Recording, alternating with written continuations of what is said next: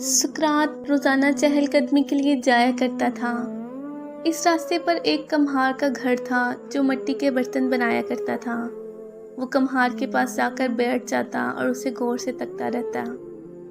उसे बर्तन बनने का अमल देखना बहुत अच्छा लगता था।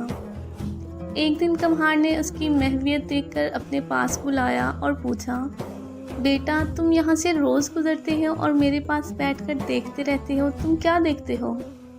सुकरात: मैं आपको बर्तन बनाते देखता हूँ और ये अमल देखना मुझे बेहद अच्छा लगता है। इससे मेरे जहन में चंद सवाल पैदा हुए, मैं आपसे पूछना चाहता हूँ। कम्हार: ये तो बहुत अच्छी बात है, तुम पूछो जो पूछना चाहते हो। सुकरात: आप जो बर्तन बनाते हैं इसका खाका कहाँ बनता है? कम्हार: इसका खाका सबसे पहले मेरे जहन में बनता है।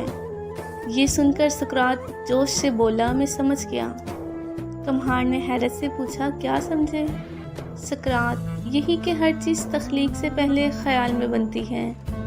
इसका मतलब ये है कि खालिक के ख्याल में हम पहले बन चुके थे, तख्लीक बाद में हुई।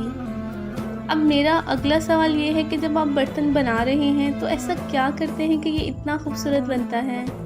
कम्हार: मैं इसे मोहब्बत से बनाता हूँ।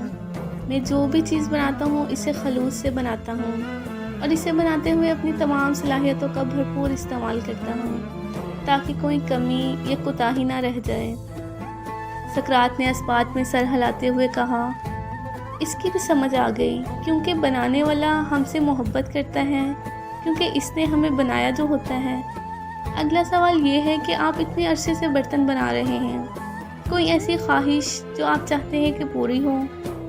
कम्हार: हाँ, है ना। मैं चाहता हूँ ऐसा बर्तन बनाऊँ कि दुनिया अश अश कर उठे, और फिर वैसा बर्तन मैं कभी ना बना सकूँ। कम्हार ने हसरत से कहा।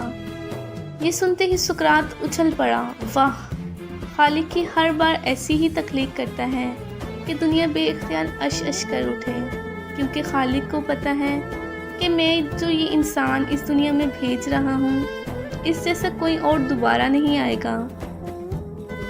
आप यूनिक हैं, अपने रब की बेहतरीन तख्लीक। आपके खालिक ने आपको बेहतरीन बल्कि एहसन तकवीम से खल्क किया है।